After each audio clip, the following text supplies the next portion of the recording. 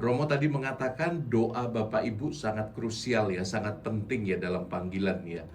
Romo ingat teladan Bapak Ibu yang mendukung panggilan Romo ketika kecil? Saya melihat keprihatinan, tapi bukan semua menjadi keprihatinan. Tapi banyak keluarga-keluarga beriman juga. Romo Hendrik, Romo Hari, selamat datang di podcast kita, di podcast Dehonian, Wawan Hati ala Dehoniana. Romo bisa memperkenalkan diri, Romo, berdua? Perkenalkan, nama saya Romo Antoni Suhendri, Imam Diosesan Keuskupan Tanjung Karang. Saya Romo Yohanes Hari Subekti SIY dari Kongregasi SIY. Dan untuk yang baru kenal, beliau berdua adalah Kakak adik. kakak adik. Ya. Luar biasa. Yang satu, yang kakak yang mana ini? Yang kakak Hari Subekti. Dan yang adik adalah Romo Suhendri. Ya, Romo Suhendri, dia dari keluarga nomor 3, saya nomor 4. Wah, luar Dari biasa. keluarga Bapak Yusef Saikan dan Ibu Agnes Tugiem. Berbeda berapa tahun usianya, Romo? Usia berbeda 2 tahun. 2 tahun saja usianya berbeda ya. Zaman dulu ya. Iya. Yang satu adalah Imam Diosesan Keuskupan Tanjung Karang, Ya, betul. Romo Suhendri, dan Romo Hari, Imam SCY, Imam Hati Kudus Yesus. Yang mengucapkan kaul katanya Romo Hari, tapi yang kurus Romo Hendri kan. Jadi bisa aja. Romo berdua kok bisa dua-duanya ini menjadi seorang imam? Mungkin bisa cerita dulu masa kecilnya seperti apa, lalu kok bisa dua-duanya punya panggilan menjadi seorang imam? Silahkan, siapa yang mau cerita duluan? Kan? Kalau saya masuk ke seminari itu memang melalui satu proses yang saya dari kampung namanya Seputi Banyak SB5. Terus yang menarik adalah bahwa di tempat saya itu menjadi tempat di mana umat itu berdoa, ibadat, kemudian Romo melayani misa, belum ada gereja. Saya masih ingat persis Romo Frunhoven SIY setiap kali mau ke gereja di Seputi Banyak SB14 itu selalu mampir, singgah untuk istirahat. Terus beberapa saat di situ, lalu biasanya saya ikut mobilnya Romo untuk pergi ke Seputi Banyak yang jaraknya ada 9 kilo. Terus bermalam di Seputi Banyak, setelah misa baru saya pulang jalan kaki. Ini pengalaman ini rupanya menarik bagi saya. Rupanya menjadi seorang imam itu memang harus yaitu melayani banyak orang, naik mobil senantiasa. Waktu itu Romo itu pakai jubah. Yang menarik adalah, oh Romo itu ternyata hidupnya enak ya, suci, pakai jubah, hidupnya enak. Lalu dalam hati saya kok, karena Romo Hari Subekti sudah masuk ke seminari, bahkan dulu kakaknya juga Mas Suhadi itu juga ke seminari. Dari daerah Seputi Banyak yang kampung, kemudian SMP kelas 1 saya pindah ke asrama Kota Bumi di asrama Darussalam Romo Bos yang luar biasa memberikan pembinaan dengan SSP dan sebagainya. Dari situlah saya mulai tertarik untuk masuk ke seminari itu, sehingga saya memang dari daerah kemudian ke Kota Bumi, dapat pembinaan Romo Theodorus Bos, kemudian masuk ke seminari, begitulah. Luar biasa. Romo Hari bagaimana? Kok mau jadi imam kala itu? 3 poin menjadi alasan mendasar saya. Poin pertama, ini tetap menjadi pertanyaan, mengapa saya mau menjadi. Poin kedua, orang tua saya sangat mendoakan kami anak-anaknya. Termasuk saya didoakan, kalau Tuhan menghendaki jadi imam, tolonglah dia dipilih jadi imam. Itu mama saya. Lalu poin ketiga, ya sampai sekarang saya menjalani ini, mengalami jatuh bangun, mengalami suka duka, sudah sudah imamat 46 tahun, saya mengalami lebih banyak sukanya daripada dukanya. Tetap misteri nomor saya untuk saya, kok saya bisa bertahan macam ini. Apalagi di zaman dulu banyak teman-teman yang tidak tahan mengundurkan diri. Di zaman sekarang juga demikian. Andalan saya hanya satu sekarang, Tuhan aturlah perjalanan hidup saya berikutnya. Itu. Romo tadi mengatakan doa Bapak Ibu sangat krusial ya, sangat penting ya dalam panggilan ya. Romo ingat teladan Bapak Ibu yang mendukung panggilan Romo ketika kecil, bisa diceritakan mungkin? Saya punya pengalaman menarik bagi saya, karena keluarga saya itu di kampung, belum ada gereja. Lalu yang menarik bahwa rumah kami itu selalu dipakai untuk doa. Itu lebih-lebih setelah G30 SPK itu semua kumpul. Akhirnya dari keluarga sendiri, orang tua saya itu selalu ngajak doa. Malam hari diajak doa. Bahkan saya ingat persis, kan namanya amben ya, tempat tidur itu di kampung itu jadi satu semua. Anak-anak belum boleh turun dari tempat tidur kalau belum doa. Itu yang menarik bagi saya, ingat. Jadi ibu saya itu sudah di situ, sudah mulai buat tungku.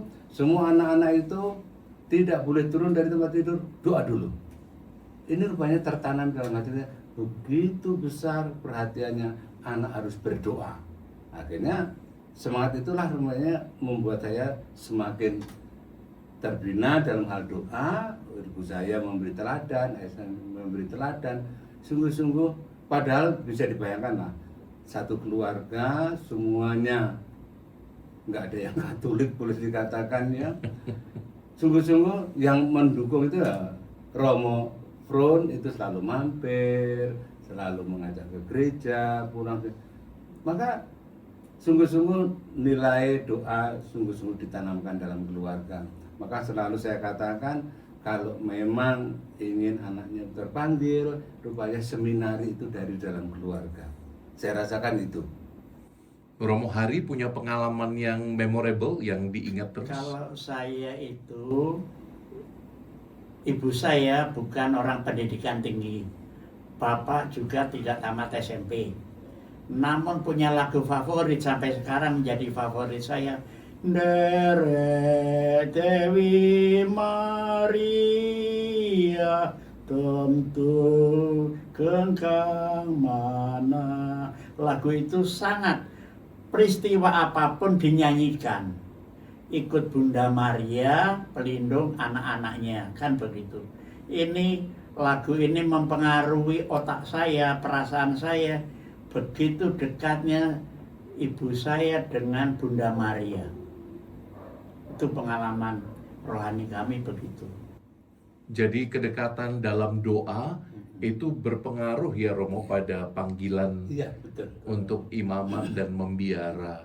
Luar biasa, waktu orang tua tahu Romo-romo ingin masuk seminari, mereka mendukung atau menentang atau mempertanyakan. Reaksinya seperti apa waktu itu? Pada waktu saya minta izin memberitahu saya mau masuk seminari, dengan sukacita ayah ibu saya mendukung, karena yang jelas bahwa Romo Hari sudah di seminari, gitu toh. Kemudian saya masuk sana mendukung, sungguh-sungguh dia mendukung, bahkan mendoakan. Tatkala saya mengalami suatu goncangan begitu dalam ya suka duka dalam panggilan itu, saya bilang sama mama saya, rasanya begini berat. Mama saya mengatakan satu kalimat yang saya ingat persis. Le, kono dadi Romo ape, seandainya kamu gak jadi Romo, kamu juga tetap anak saya. Jadi saya tidak memaksa. Luar biasa, kata-kata itu diucapkan dari ibu saya. Kalau kamu mau jadi Romo, itu bagus. Tapi kalau kamu mundur gak jadi Romo, kamu tetap anak saya. Sehingga saya gak tanpa beban.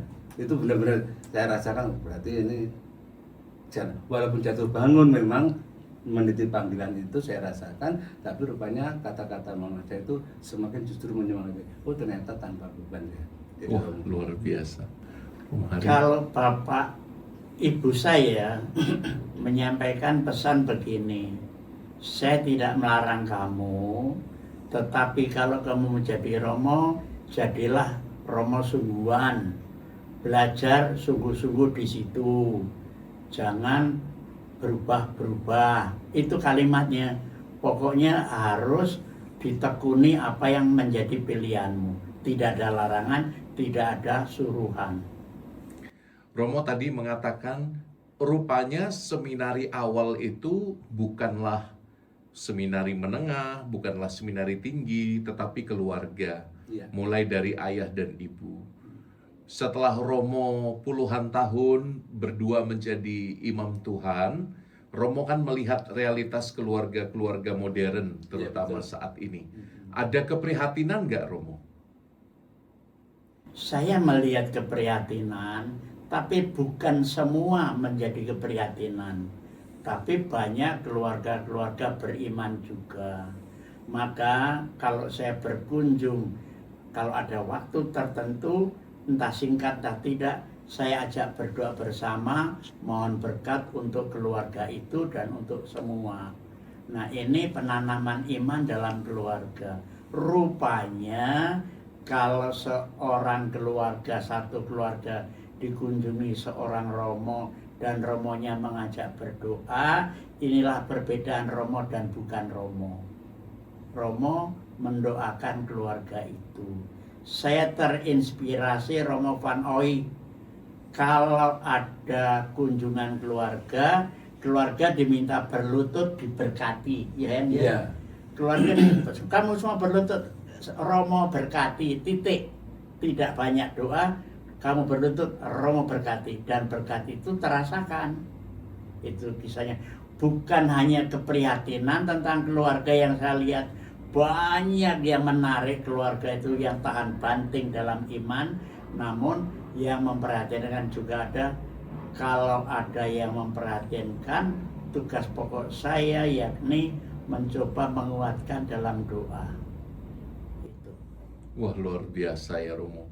Kalau ditanya keprihatinan, malah Romo menjawabnya kagum ya. Rasa kagum dengan banyak keluarga yang tahan banting, Romo. Iya. Dan berkat seorang imam itu yang berkunjung di keluarga, rupanya sangat menguatkan ya, Romo ya. Betul. Kalau Romo Hendri melihatnya bagaimana keluarga-keluarga modern ini? Kalau saya melihat keluarga-keluarga modern, memang dengan adanya gadget ya, keluhannya bahwa anak-anak tidak lagi mendengarkan suara orang tuanya. Anak-anak sulit dalam karakter untuk menaruh perhatian. Itu menjadi keperhatian. Tetapi kalau saya berkesempatan berkunjung, seperti Romo Hari katakan, mereka nggak minta apa-apa. Senantiasa minta doa, minta berkat. Kalau Romo Van Ooy dikatakan semua berlutut, Romonya mendoakan. Kalau saya ya apa adanya lah. Seperti kemarin saya berkunjung di Tegalarung, contoh kecil. Sebelum saya pergi, Romo mohon doa karena saya mau kuliah. Ya udah kita berdiri, doa sejenak, saya berkati. Mereka merasa sungguh-sungguh Tuhan menyertai dan Tuhan sungguh-sungguh memberkati. Maka kehadiran Romo dalam keluarga-keluarga itu sungguh-sungguh dirindukan, lebih-lebih dalam hal doa, berkatnya, dukungannya, kan gitu. Ini sungguh-sungguh saya tanamkan juga kalau bahwa keluarga itu menjadi seminari kecil, bagaimana supaya sungguh-sungguh terjadi jalinan komunikasi, supaya mereka ada doa bersama, bisa sharing bersama. Itu menjadi kerinduan keluarga-keluarga zaman sekarang sebenarnya. Karena semua masing-masing sudah pegang alat gadgetnya, akhirnya kadang-kadang sudah nggak saling sapa yang itu yang saya alami. Berarti kunjungan seorang imam itu sangat penting ya dirasakan ya. Iya betul. Saya merasakan itu lebih penting daripada dipimpin misa di gereja. Lebih menyentuh juga ya, Iya, Romo ya, betul. untuk keluarga-keluarga zaman ini. Iya. Pesan Romo untuk Romo-Romo muda, kan belakangan bulan-bulan ini banyak tabisan nih. Romo berapa tahun Romo Hari imamat? 6 tahun. 46 tahun. 46 tahun saya imamat. untuk Romo Muda saya tidak berani menasihati, hanya saya mau sharing pengalaman. Seorang Romo itu mendapat tempat di hati umat kalau dia datang dengan hatinya. Kunjungan tanpa banyak mengharapkan, pasti kita dihargai. Dan kebahagiaan kita bukan karena kita diberi, tapi boleh memberi perhatian pada umat. Nah, para Romo Muda yang baru dihabiskan profisiat, tapi saya pesan jangan pernah melupakan mengunjungi umat Allah. Entah bagaimana caranya, entah lewat sapaan telepon, kalau memang tidak bisa datang, sapalah mereka menurut bahasa zaman sekarang. Terima kasih. Perjumpaan real ya. Iya. Romo Hendri berapa tahun imamat? 39. 39 tahun. Bagaimana Romo pesan untuk para pastor muda?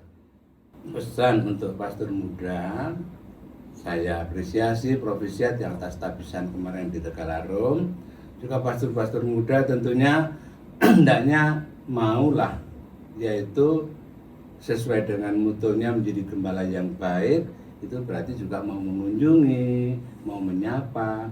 Memang kalau sungguh-sungguh menghayati dalam arti menjadi gembala yang baik, berarti kan tidak hanya senang pergi karena banyak tugas, entah perginya itu mancing atau perginya itu olahraga atau perginya kemana tugasnya, tapi hendaknya masih ingat bahwa gembala yang baik itu memang harus juga merawat domba-domba lah. Sederhana itu sungguh-sungguh akan mengena pada hati umat sebagai domba-domba yang merindukan gembala yang baik itu.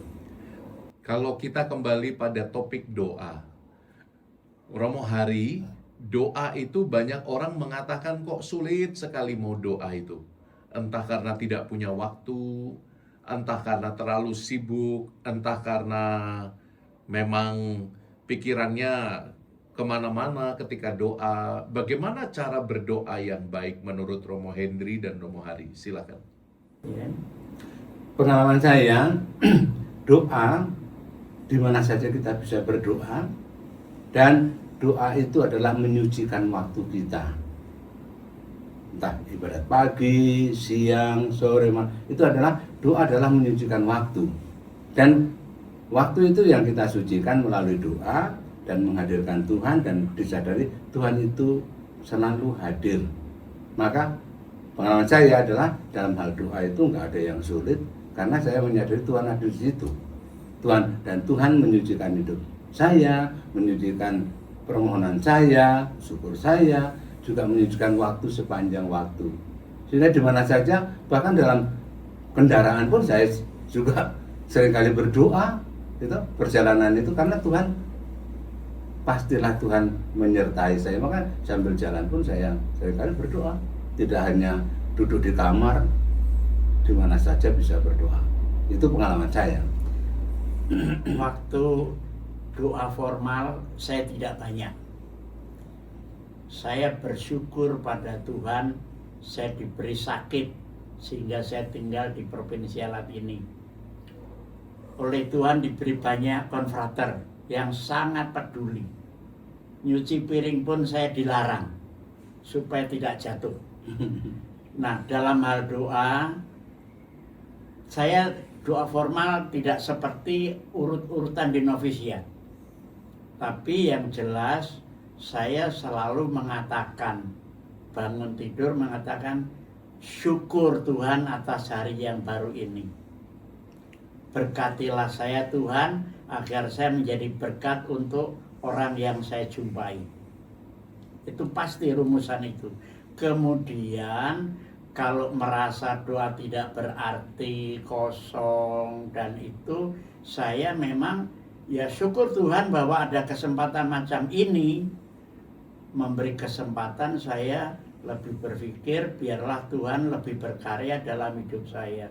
Apalagi sakit itu doa juga nggak mudah. Tapi saya berani mengatakan syukur Tuhan, Tuhan memberi sakit tapi jangan lama-lama. Baik Romo, pertanyaan terakhir. Para Romo sudah masuk hampir usia purna karya ini ya. Iya. Nah, para Romo sudah dapat dipanggil Pini Sepuh. Wah, ini para sesepuh yang luar biasa. Memasuki masa tua itu bagi sebagian orang mengerikan. Bagaimana kita bisa memasuki masa tua dan tetap bahagia? Ini pertanyaan untuk dua Romo. Monggo. Kalau saya mensiasati ini karena saya hanya menjalankan apa yang sudah saya pilih, maka ya katanya sih 70 tahun masa pensiun, ya. Dan saya tidak diberi tugas yang berat-berat lagi, hanya sebagai ketua komisi seminari yang menjadi hiburan bagi saya, mengajak anak-anak masuk seminari, dan kami tiap bulan ada rapat dengan beberapa kelompok itu. Kemudian dengan masa purna itu saya sungguh-sungguh saya jalani dengan enjoy, saya nggak ngoyo. Itu karena saya sudah ngalami, sudah hampir di setiap paroki waktu itu saya jadi romo kepala terus, gitu. Sampai jadi rektor juga di seminari. Jadi saya sudah ngalami. Kalau untuk apa saya ngoyong-ngoyong kan, saya jalani saja. Oh, dengan happy ya? Iya, dengan happy. Itu menikmati masa tua. Iya. Menikmati masa tua kata saya gitu. Romo Hari? Kalau saya ya sekarang itu punya penugasan di 2 tempat di Metro. Itu menjadi kerinduan saya kembali ke Metro. Tetapi karena dalam kondisi sehat, kesehatan terganggu, belum diizinkan, saya tidak memaksakan diri ke Metro. Lalu refleksi saya tentang kehidupan saya, ya terima kasih, ada sakit, ada kesulitan, tapi mimpi saya nanti sudah dibuatkan rumah yang bagus itu di kilometer 7. Saya tidak ingin tinggal di sana sebagai transit, tapi sebagai tempat boleh mensyukuri masa tua.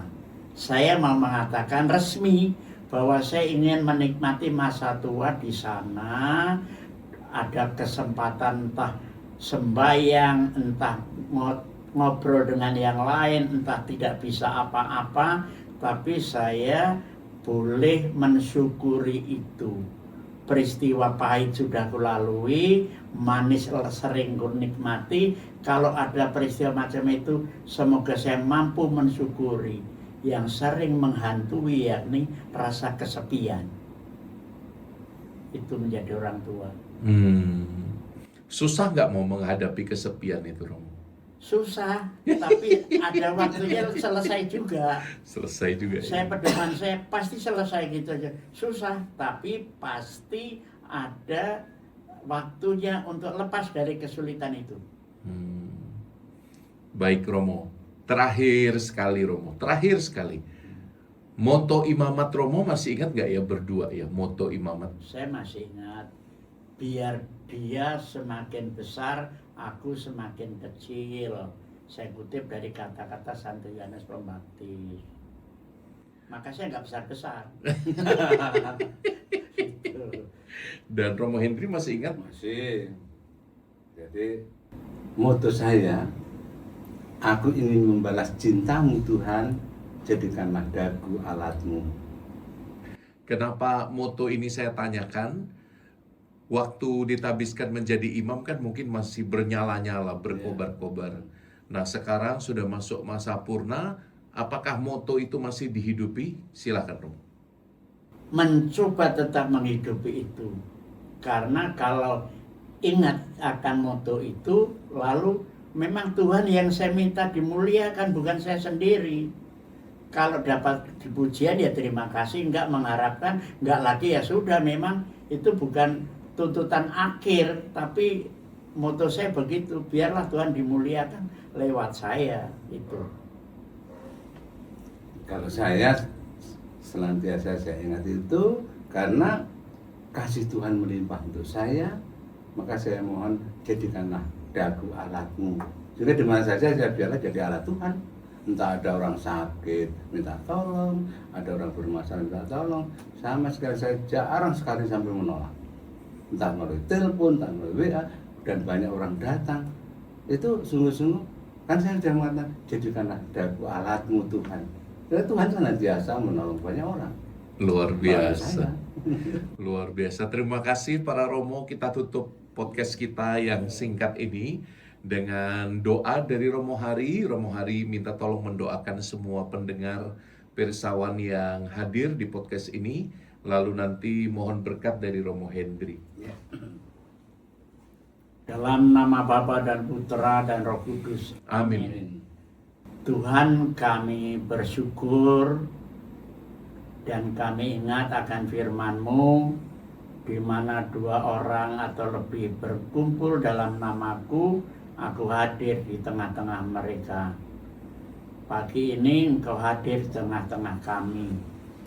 Kami yang berkumpul di tempat ini maupun di tempat lain, yang bersama mendengarkan refleksi kami bersyukur Engkau hadir, dan izinkanlah kami mohon berkat-Mu untuk masing-masing orang yang mendengarkan apa yang kami ceritakan, untuk keluarga masing-masing, sehingga boleh semakin hari semakin merasakan kasih-Mu dalam hidup sehari-hari. Walaupun kadang-kadang terasa tidak mudah, namun kasih-Mu mengalahkan ketidakmudahan itu. Tuhan, kami percayakan pendengar kami, pemirsa kami dalam bimbingan-Mu, dan izinkanlah kami mohon berkat-Mu melalui tangan Romo Hendri. Tuhan bersamamu, Dan bersama rohmu, Allah yang Maha Kuasa, hadirlah di tengah-tengah kami dan sanak saudara kami yang melihat, mendengarkan podcast ini. Berkatilah mereka semua dalam hidup dan perjalanan hidup mereka, keluarganya, sanak saudaranya, karyanya. Senantiasa Engkau berkati. Dalam kuasa-Mu aku mendoakan dan memberkatinya mulai hari dan seterusnya. Dalam nama Bapa, Putra dan Roh Kudus. Amin. Terima kasih. terima kasih. Di ujung podcast ini biasanya kita kasih satu kalimat, Tuhan Yesus sayang padamu. Tuhan Yesus sayang padamu. Tuhan Yesus sayang padamu. Bye-bye. Terima kasih para Romo Yesus hebat. sayang padamu. Tuhan Yesus sayang padamu. Bye-bye semua teman-teman. Bye.